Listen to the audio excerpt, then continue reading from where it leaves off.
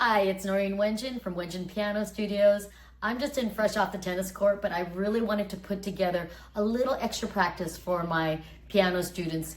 This video is going to be for the Prep B level of Royal Conservatory Certificate Program, RCM, or it can work for many other different programs. But I'm just going to put together a little ear training, sight reading, well, not really so much sight reading, but I will tell you about it, but musicianship with clapback, chords, and playback, just to help some of my students, give them a little extra practice for them to prepare for their RCM exams.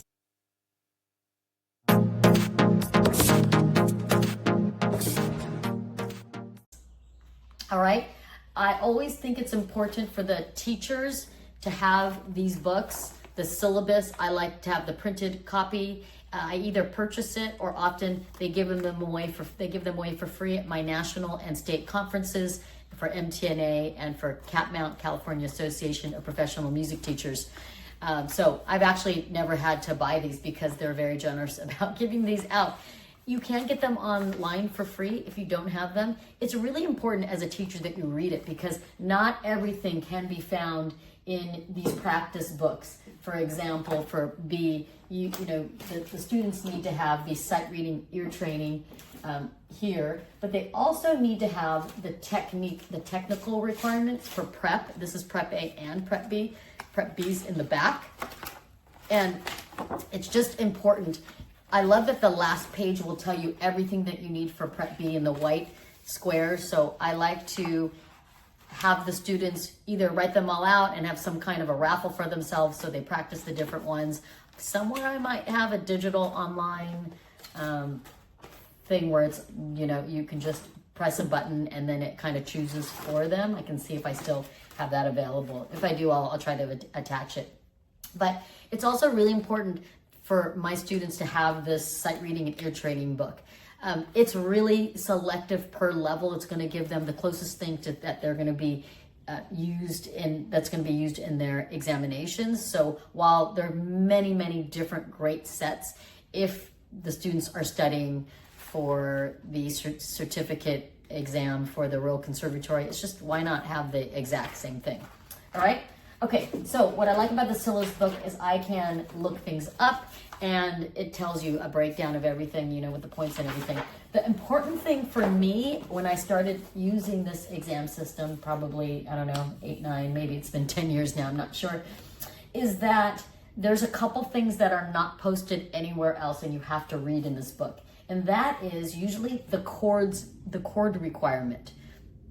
For musicianship, the students have to be able to, for Prep B, identify, actually it's the same for A and B, the quality of the chord. Now, if you've never used that term with the students, they're going to be very confused. So I'm telling you right now that when an examiner asks you for the quality of the chord, if you're in Prep B, they're asking you if it's a major or minor chord or triad. Remember, triad is just the 3-note chord, so they can use either of these terms. They're going to play the first 5 notes, followed by the tonic triad in solid block form, and then you're going to identify it. So was that major or minor? That was minor. Here's another one. What is the quality of that chord? If you said major, that's correct. What is the quality of that chord? If you said major, that's correct. What is the quality of that triad? If you said minor, that's correct. What is the quality of that triad? If you said minor, that's correct. Major or minor? That is major. The quality of that triad? If you said minor, that's correct. Okay, next we're going to go to the clap back for the ear test section. So you're going to be asked to clap, tap, or sing the rhythm of a short melody, and I'm going to play it 2 times, all right? And I'm going to tell you the time signature. I'm going to count 1 measure, and here's your pro tip for today. As I am counting, make sure your foot is tapping. Your foot is your metronome, and you're just gonna keep that going so that you can keep the beat, not rush. It'll also, if you're counting out loud quietly to yourself, it will also help you keep track of where you are in the measure. And these measures are gonna be either in 3/4 time or 4/4 time. I can use note values of whole notes, half notes, dotted half notes, quarter notes, or eighth notes. And the example is going to be approximately 2 measures for this clap back. So let me give you a couple examples here. All right, I'll tell you the time signature is going to be in 3/4 time. 1, 2, 3. Again, 1, 2, 3.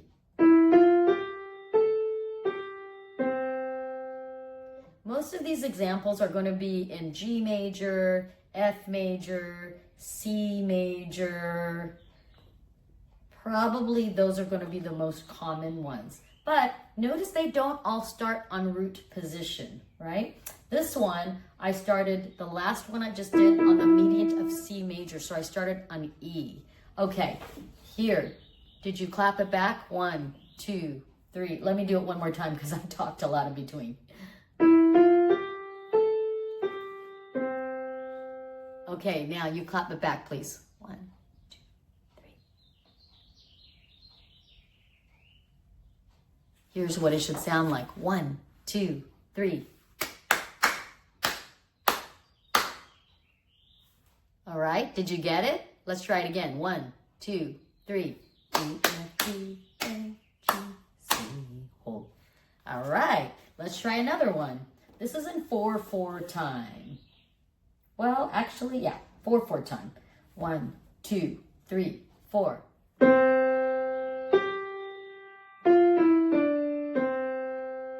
1, 2, 3, 4.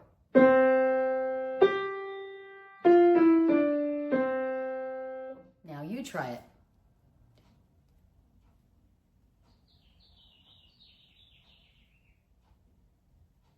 And did it sound like this? 1, 2, 3, 4.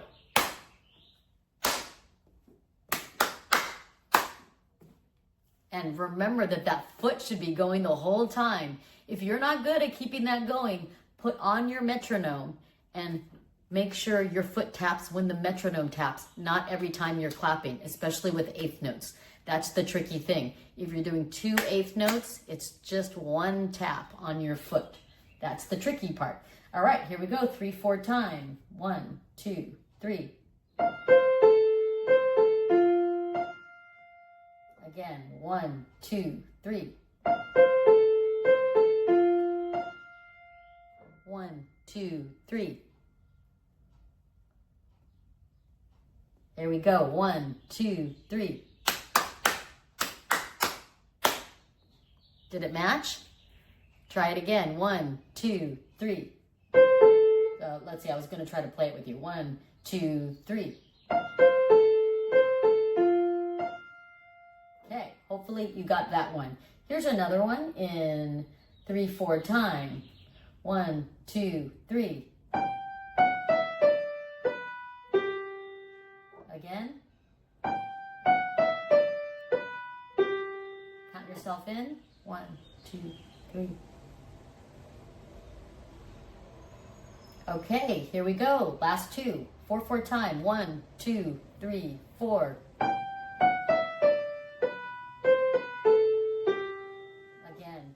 1, 2, 3, 4.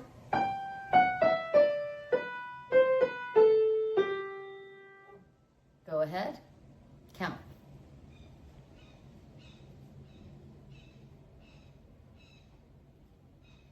And here we go. 1, 2, 3, 4.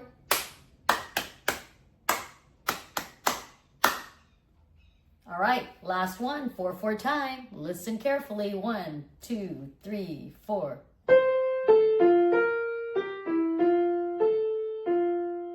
1, 2, 3, 4.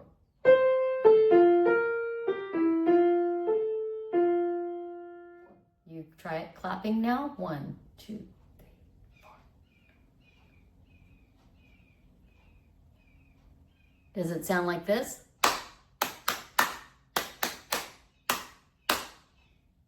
All right, I hope you got all that. So that's the clap back, and we've already done the chords. So next we're gonna do the playback. Playback is going to be with the key C major, G major, or A minor.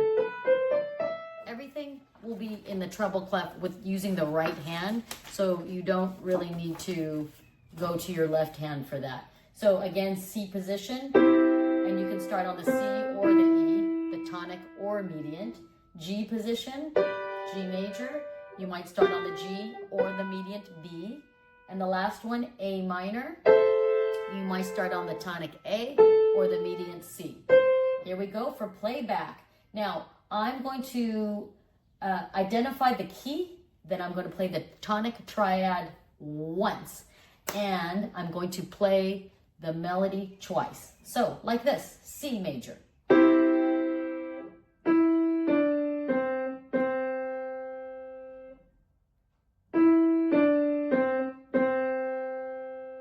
Now you try it. So let me just give you a little pro tip that I thought of. So when I say the key, I want you to put your hand silently in that position.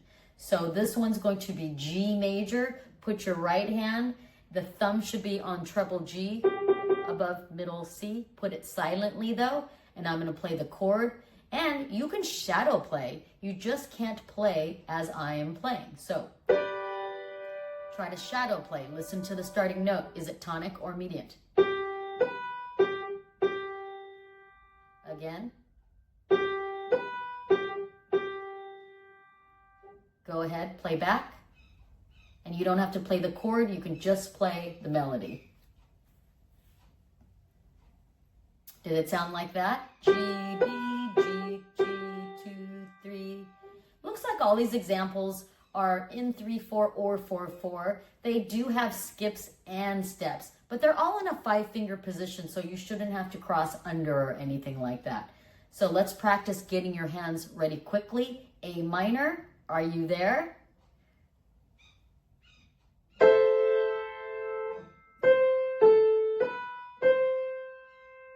Second time.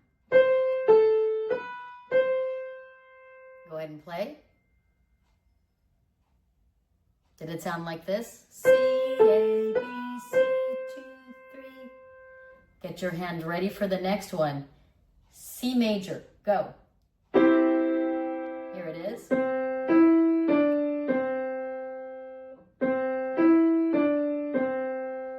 And you try it.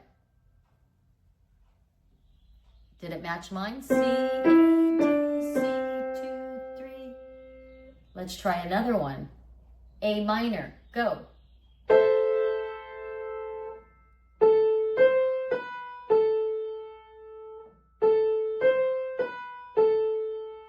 Go ahead. Here's another one, C major. Get ready.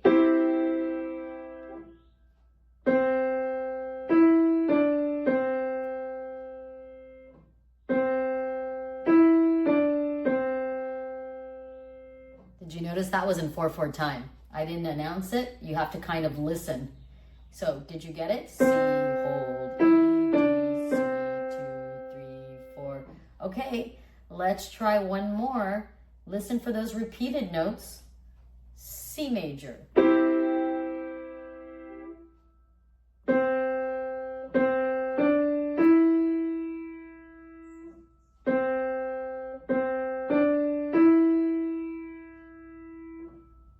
Go ahead.